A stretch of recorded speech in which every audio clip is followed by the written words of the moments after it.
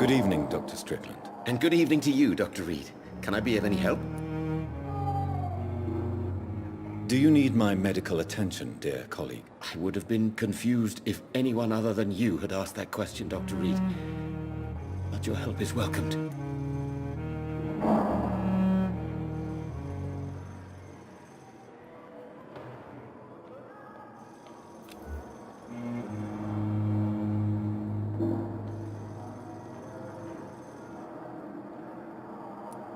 I will see you later. I located the shop, but it was vandalized, and the owner is missing. All I found was your order. I was afraid of such bad news. People are so desperate they're ready to burgle a shop for drugs. That's quite a list you ordered. Opium, sodium hypochlorite. It can't be just headaches you're trying to cure. This dreadful influenza, of course. I already ran some tests on hopeless cases. Without success, I must admit. Do you realize you could create a lethal poison without the correct dosage? Then there are the legal ramifications. Is this not true of any medical substance, Dr. Reid? However, if you would agree to improve it, I'd be glad to accept your help. As long as you promise to be scrupulous with your experiments, I may try to gather these substances, and even help improve upon the mixture. That's all I'm asking for, Dr. Reid. That's all I'm asking.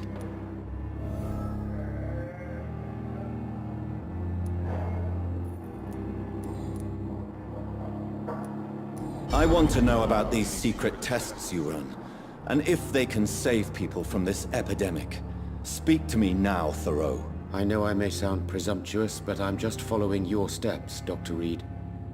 I'm casting away the shadows of ignorance by daring to face them. Self-confidence is essential in our line of work, my young colleague, but only if tempered with the correct amount of cynicism. But you never doubt yourself, Dr. Reid. I've read all your articles and books. You performed the most daring research during the war.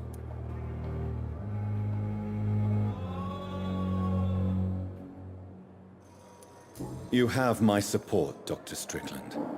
I know exactly what it feels like to battle an unknown disease, with only your mind and force of will to help you. Thank you, Dr. Reid. You don't know what that means to me.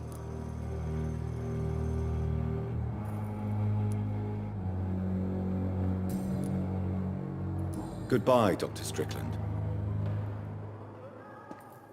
I can't let Strickland put his patients at risk with opium. Perhaps an adjusted formula will deliver more of a placebo effect. Good evening, Nurse Hawkins. Good evening, Dr. Reid.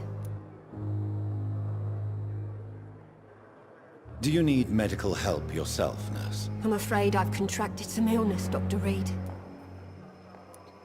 Not under my watch, Nurse. Take this. You'll feel better. Thank you, Dr. Reid.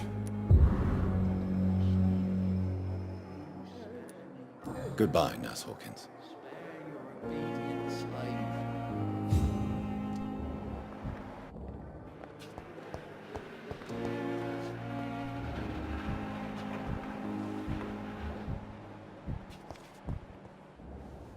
Good evening, Mr. Elwood. Evening, Dr. Reid. Soldier, do you need assistance? Not really. I think I caught something in this bloody hospital. I swear I'm dead, yet smiling inside, Dr. Reid. I will see you later. Goodbye for now. A lot of my own luck.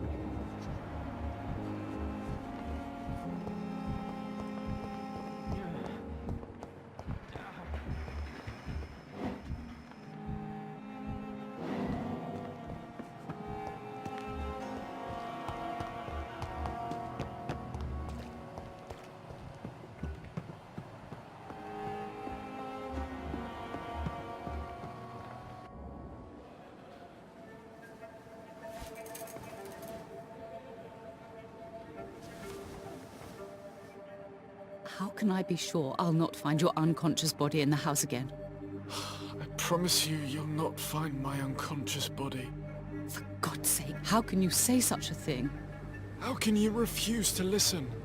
I tried to warn you for so long. No, I won't let my only son die. You promised me you'll stay alive. Your son lied to you, like the whole world lies to us.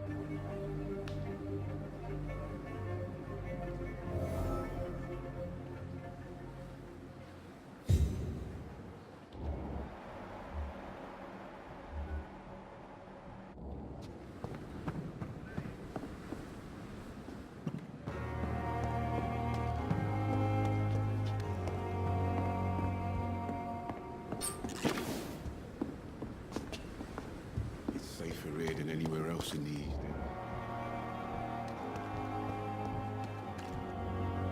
Good evening, Milton. Good evening, Doctor. Still trying to save lives? Do you need any medical help, Milton? I'm afraid I do. Like everyone in this hospital. It's a sad state of affairs when even the hospital workers are worried about disease. Our job brings us into contact with all kinds of infections, Milton. There's no shame in being ill while you're in a hospital. That's easy for you to say, Doctor. I get the feeling you don't fall sick often. Well, thanks, anyway. Goodbye, Milton.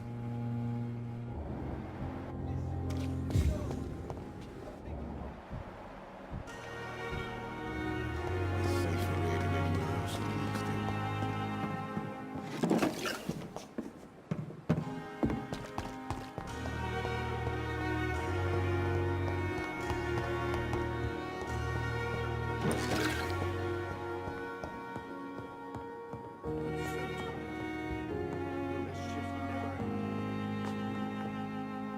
Good evening, Mr. Goswick. How are you? I'm okay. Do you need any help? I'm afraid I may, sir. I don't mean to be a burden.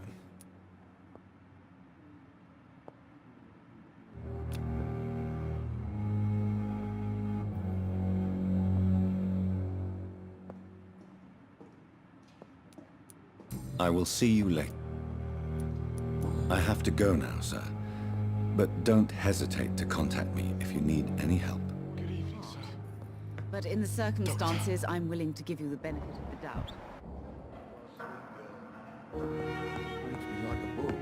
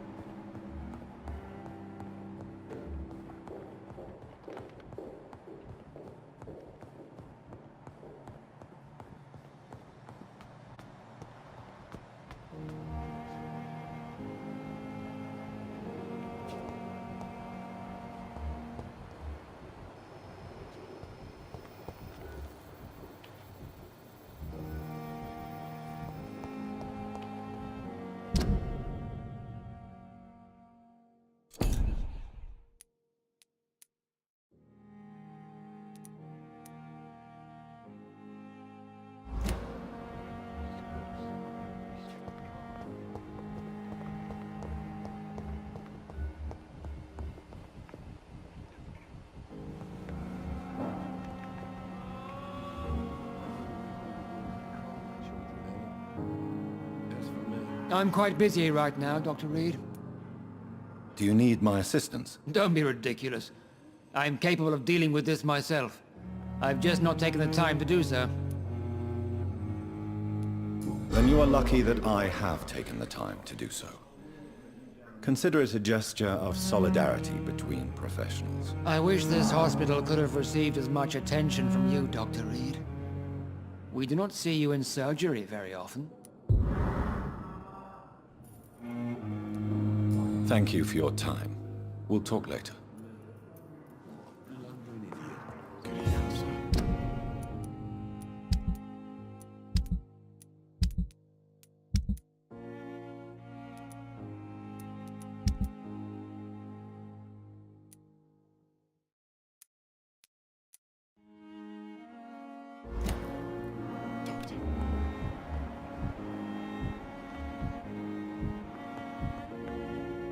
Good evening, Doctor.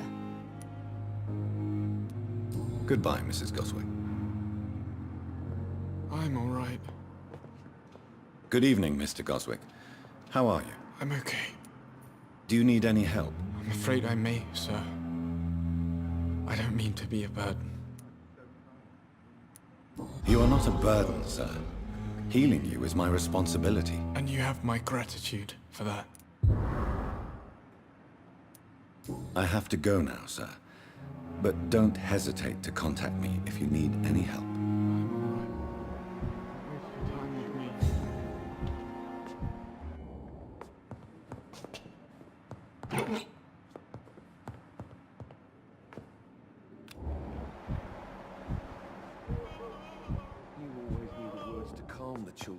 This hospital seems to be... Good evening, Dr. And good evening to you, Dr. Reid. Can I be of any help? Do you need my medical attention, dear colleague? I would have been confused if anyone other than you had asked that question, Dr. Reid. But your help is welcomed. I will see you later. Goodbye,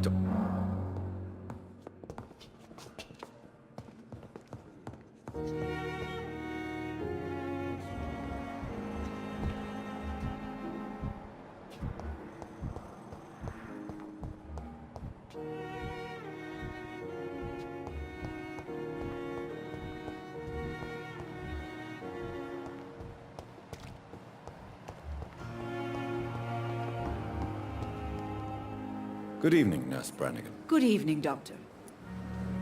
Do you require medical assistance, Nurse? I will be fine, as soon as I can get some sleep. Nurse, you won't be able to help people if you're sick. Take this, and do try to get some rest. I'll try, Dr. Reid. Thank you. Goodbye, Nurse.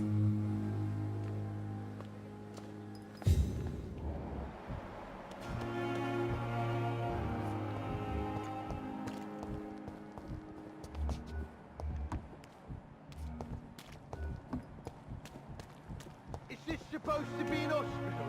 A pigsty?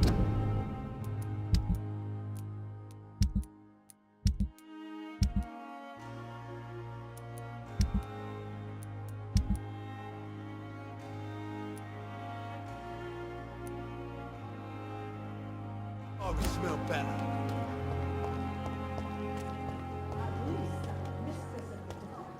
Stop following me.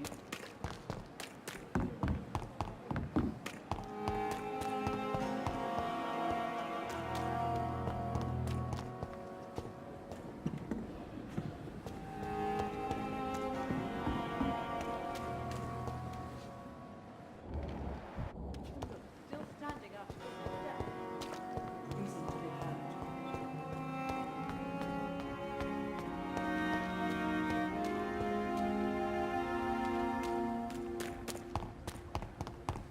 So many rats in the streets. Aren't I the lucky one?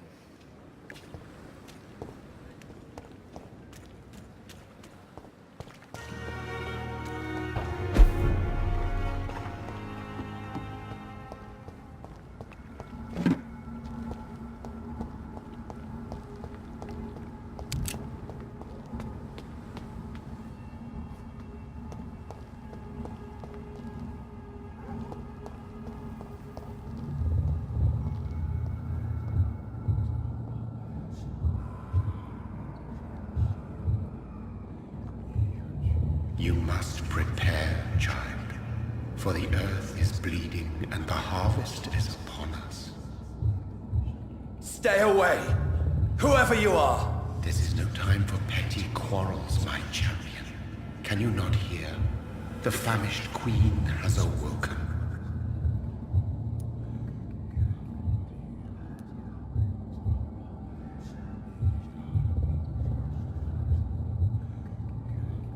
I am not your champion. But of course you are, son. As surely as you are the blood of my blood. I had to kill Mary. I have known your pain, child. Do not succumb to... Silence! I dismiss you, now! The land calls for a champion. All and everyone needs you. Silence! I'm tired of all these puppet shows.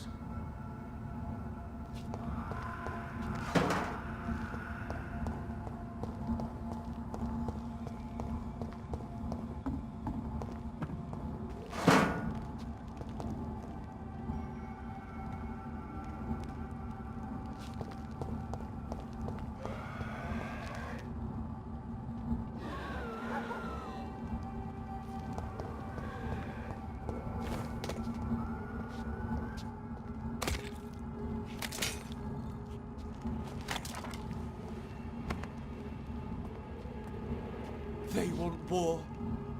I'll show them war. Whatever this poor woman did, nobody deserves this kind of punishment.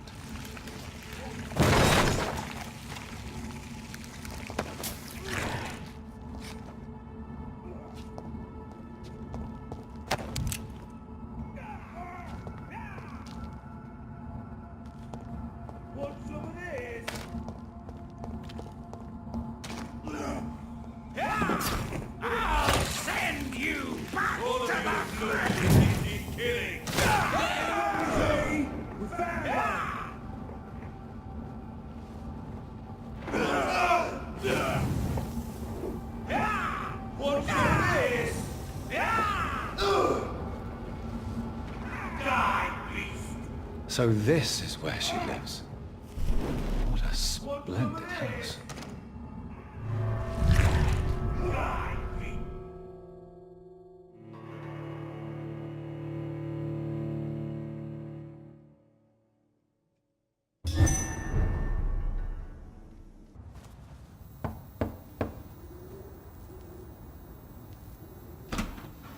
Dr. Reid, welcome.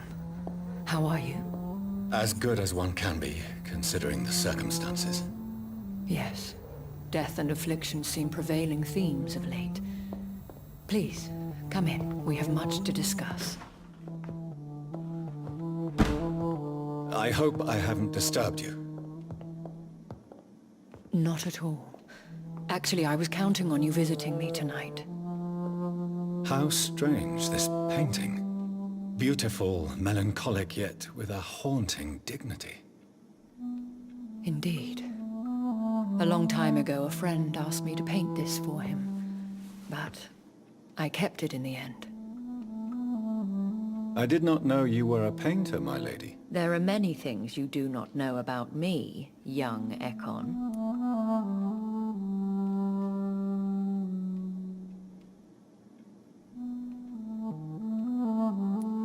Please, call me Jonathan. Please excuse my behavior, Jonathan. I tend to tease my friends when uneasy. What is bothering you, my lady? Your letter was quite alarming. We will talk about this in a few minutes. For now, I would like you to tell me about yourself. How have you been since we last met, my friend?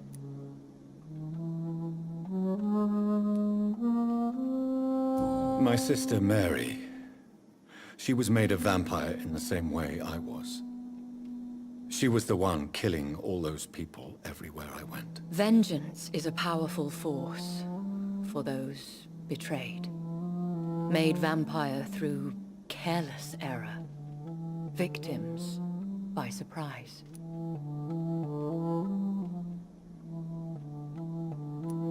In the end, she implored me to put an end to her misery. But still, I felt I had taken her life twice. I am so sorry for my accidental cruelty. Had I known your dear Mary was still alive, I would never have sent you to pray for her soul in that church. There is no need to apologize, my lady. Your words have been most helpful in these difficult times. Thank you, my friend. If only we could have guided your poor sister through her terrible nightmare. I swear I did not intend that. If only I had known then how vampires are created. That is the scientist speaking. In truth, most of us do not know how it really works. Personally, I make sure my prey will not return to haunt me. What do you mean? I am merciless, Jonathan. I only feed on the dying, and I make sure they are dead before leaving their remains.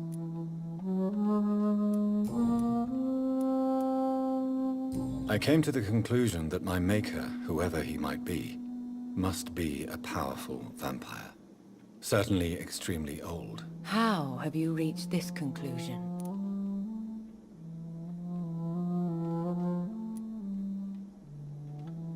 I felt this power, radiating like an aura every time he appeared. Most ancestral vampires of England were killed by the Guard of Priwen half a century ago.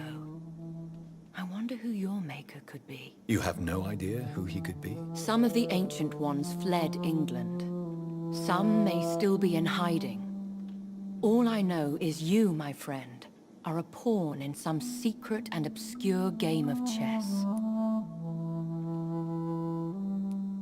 He is the only immortal I've seen appear in an ethereal form. His voice, his words seemed ancient. It was disturbing. I am afraid you are right. The simple fact that your blood made Mary such a strong Ekon proves that you must be of ancient lineage. I think I should ask the questions, your ladyship. After all, it was you who invited me to settle this most urgent of matters. Fair enough, Jonathan. The situation is critical. We do not have the luxury for etiquette. Please do not misunderstand me. I would be delighted to discuss mundane matters and idle trivialities. If we survive the dark nights to come, we shall have all the time in the world to speak, you and I. For now, please follow me, Jonathan. I must say, your house is exquisite. One of the advantages of living forever is having the time to be selective with one's furnishings. I took the liberty of having tea served. You can still drink tea. Can't keep it down, but I do so enjoy the aroma. Let us toast to make-believe. And of course to your health, Jonathan. And to yours, my lady.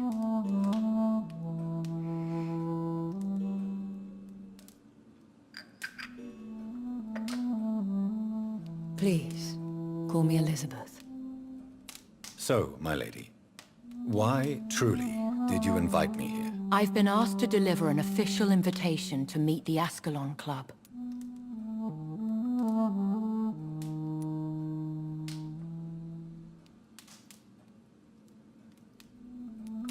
Why use you to contact me? Because they know we are close. The Ascalon Club has many spies. Their main occupation is gathering information and then deciding how to use it.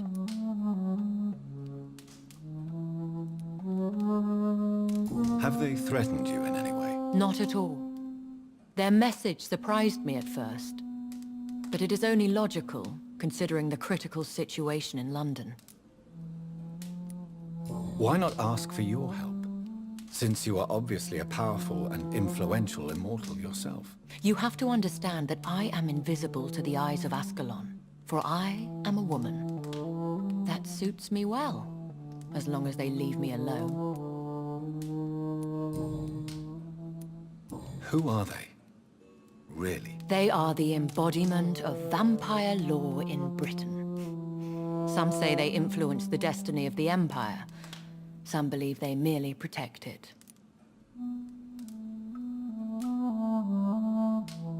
How many are they? Only a small number of powerful and deceitful immortals.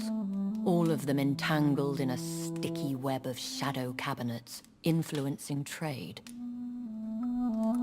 Will they fight the Guard of Priwen? I doubt it. Fergal was Lord Redgrave's executioner forever and a day.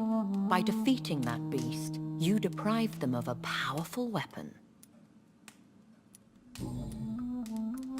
Should I trust them? Of course not. Do not misunderstand me. They can be very useful, but I believe their long-term goals differ from yours.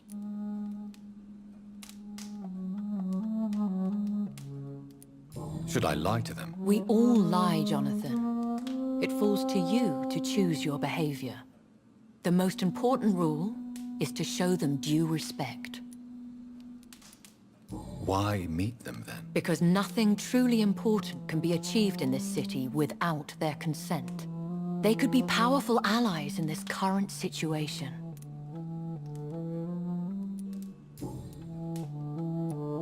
They have done nothing but impede my investigations since I became known to them. Why would they want to see me now? I guess they now see you as Ascalon material. They must have found out what happened to your sister. Proof of the potent blood flowing through your veins. I'm not sure I can accept their invitation. I have seen their handiwork. How Fergal the Beast imposed the club's law. You have no choice, Jonathan. Even I would not openly defy Lord Redgrave, the chairman of the Ascalon Club.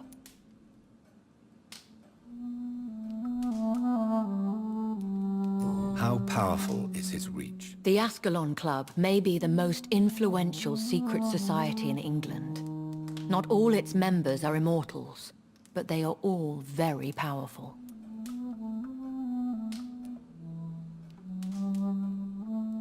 They are not all immortals. How is that? The club is mainly comprised of political figures who seek the safety and expansion of the Empire. The most loyal are awarded immortality. Any familiar or famous names? As the richest, most relentless British tycoon, Aloysius Dawson is considered ideal Ascalon material and has been watched for years. What can you tell me about Lord Redgrave? Who is he? Lord Redgrave is the founder and chairman of the Ascalon Club. Most mortals know him as the Earl of Bristol. He is rich and extremely influential. How old is he?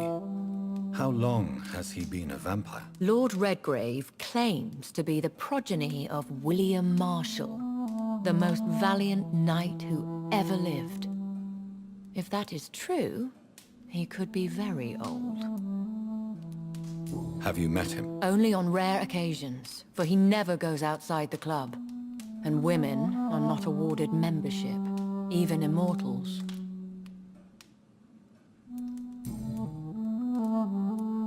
If you are convinced I must meet him, I will heed your advice. Thank you, Jonathan. I understand your reluctance to brush shoulders with London's vampire elite. But we have no choice. Is the situation that critical? Yes. The Guard of Priwen has called for a second great hunt of our kind. And they will stop at nothing to eliminate us. What is a great hunt? The first great hunt was launched about 75 years ago. In just a few nights, the Guard of Priwen located and destroyed most of the old British vampires.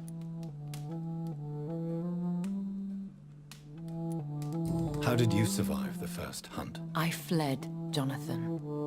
Like most vampires who survived that slaughter. And I secretly came back when I was sure they had lost my trail. Why start a second one? Priwen has always seen us immortals as a threat to mankind. My guess is they suspect one or more of us as the cause of the epidemic. Will the Guard of Priwen and the Ascalon Club fight each other? I doubt it. If Priwen really launched a great hunt, I think most of the Ekons I know would flee the country to escape the bloodbath. I think I saw them kill an Ekon on the way to your house. They seem to have a list with names. To launch another great hunt, they must have collected intelligence on vampire identities and whereabouts. They are a resourceful lot. Should we fight back? I will not be hunted down like an animal again. I admire your courage, Jonathan. But the best way to fight them is to put an end to the epidemic. This is the only way to clear the air. You should flee then. Leave London, the country even. I have seen the Guard in action. They are merciless. Your concern warms my heart, Jonathan. But fear not. If the situation gets too dangerous, I shall retreat to my secret Scottish manor. I could hide you in my luggage, if you wish. Thank you for the offer. I shall keep it in mind, but I have much to do here. There is a question I must ask you. Could Lord Redgrave be my maker? I doubt it. If Lord Redgrave had made you his progeny, he would not have seemed so surprised when you demonstrated the strength of your lineage.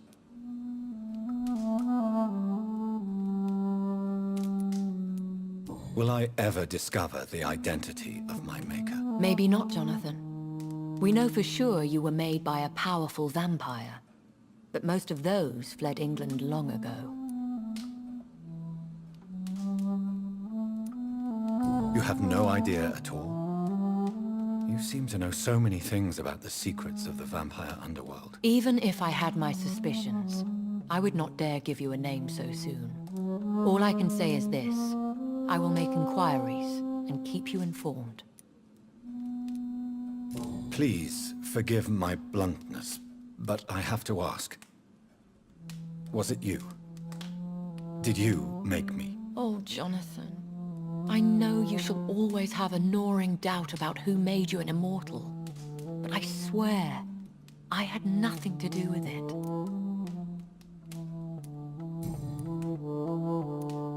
What is the plan? The plan is we both try to save this city, you and I. Go to Ascalon, accept their proposition, and use their influence to promote your agenda. How can I save London? The epidemic is the priority. You must find its origin and put an end to it. This is the best way to solve the crisis. What will you do? I still have contacts and old friends in this town. I shall make some inquiries and attempt to learn more of the situation. We need clarity. One day soon, I will have to find the answer to this mystery. And I shall help you in your research, I promise. For now, you must go to the Ascalon Club and play their game. Will I see you again at the Pembroke Hospital? No, you will find me here if you need me. I shall conduct inquiries alone, and we can then share our discoveries.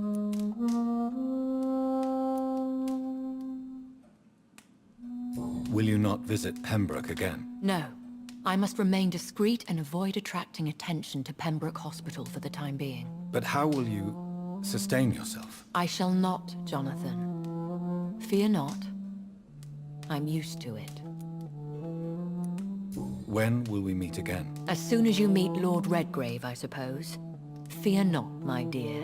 I shall only be a heart's beat away. I want to thank you for all your support and your help, my lady. Could you do me a last great favor and call me Elizabeth? I should be honored, my lady. Then it is settled. Finally, some good news in these dark hours. Thank you. I appreciate the advice. I had best prepare myself to meet this Lord Redgrave now.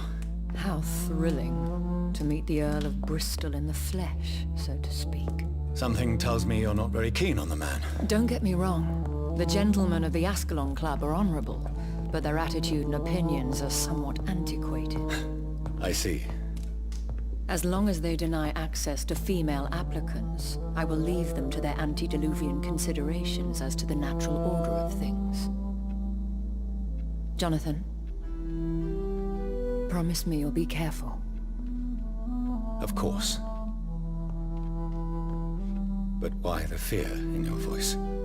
Look at me, Jonathan. I am. I mean, really look at me, young Ekon.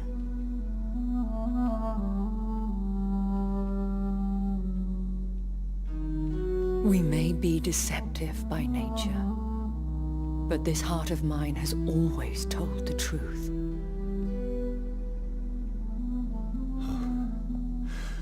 Elizabeth. Go, my friend. But come back to me soon.